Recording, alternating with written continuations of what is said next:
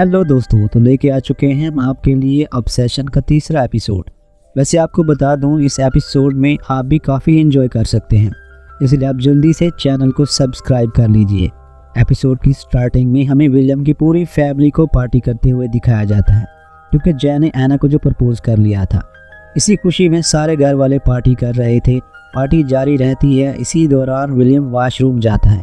एना William को देखकर इसके पीछे वॉशरूम में चली जाती है।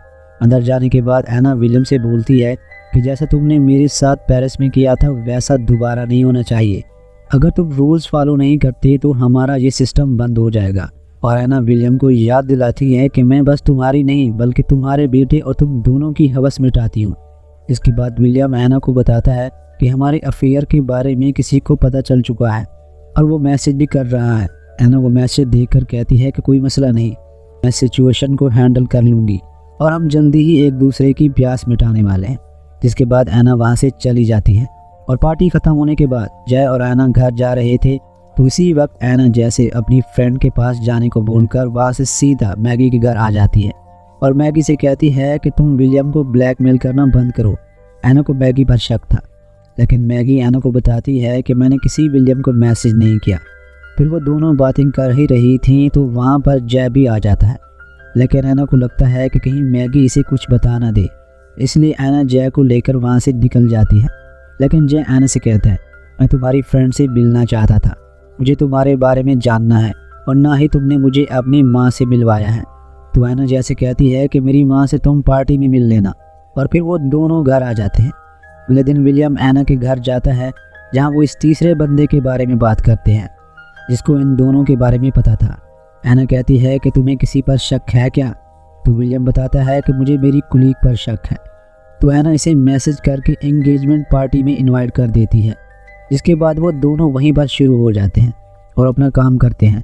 नेक्स्ट डे एना और जय की एंगेजमेंट पार्टी होती है, जहाँ विलियम की कुलीग भी आई थी जिसको एना ने इन्वाइट किया था।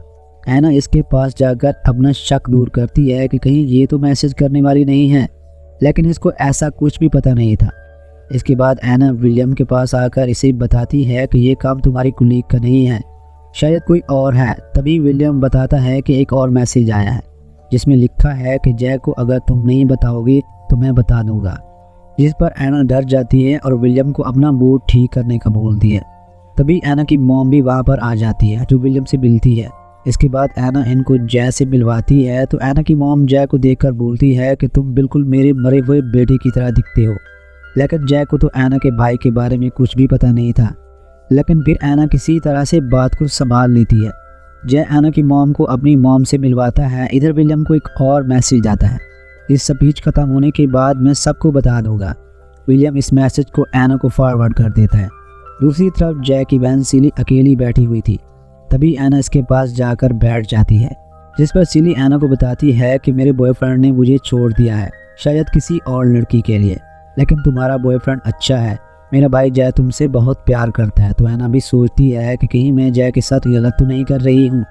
इसके बाद पार्टी में जय की मॉम सभी के सामने स्पीच देती है और सबको बताती है कि आज हम सब यहाँ पर एना और जय की शादी की बात करने के लिए आए हैं और शादी की बुनियाद भरोसे पर रखी जाती है। लेकिन जय की मॉम शक भरे अंदाज में विलियम की तरफ देखते हुए कहती है कि जब मैं विलियम के ऑफिस गई तब मुझे विलियम वहाँ नहीं मिला, लेकिन मैंने इसके ऑफिस को चेक किया तो मुझे कुछ खास चीज़ मिली।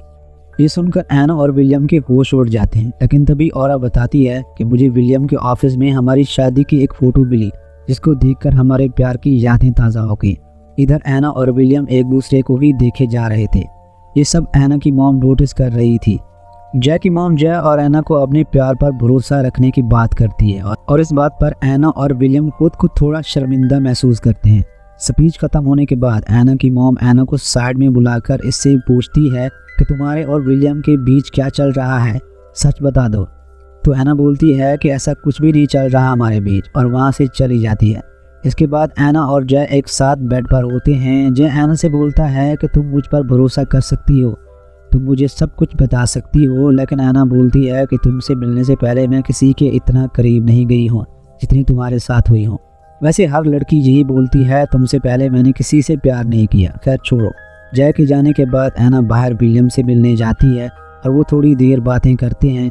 बातें करने के बाद दोनों गार्डन में ही शुरू हो जाते हैं और विलियम एना के साथ इंटीमेट हो जाता है, जिसके लिए एना इसे थैंक्स बोलती है। अगले दिन सिली एना के साथ होती है, जहां सिली एना को ड्रेस पहनकर दिखा रही होती है। लेकिन तभी सिली एना को बताती है कि मुझे डैड के बारे में तुमसे बात करनी है। सिली बताती है कि मुझे लगता है कि डैड का किसी के साथ अफेयर चल रहा है, इसलिए मैं इन्हें मैसेज करके डैड को रोकने की कोशिश कर रही थी। ये सुनकर एना शॉक थी कि सिली ही वो सारे मैसेज कर रही थी। तो एना सिली से पूछती है कि तुम्हें कैसे पता तुम्हारे डैड का अफेयर चल रहा है। तो सिली इसे एक लेटर दिखाते हुए कहती है कि मुझे ये डैड की कोर्ट से मिला था जब वो ब्राज़ील गए थे। मतलब गए तो पेरिस थी, लेकिन घर वालों की नज़रों में ब्राज़ील गए। एना वो लेटर देखती है तो इसको पता चल जाता है कि वो इसकी डायरी का पेज है।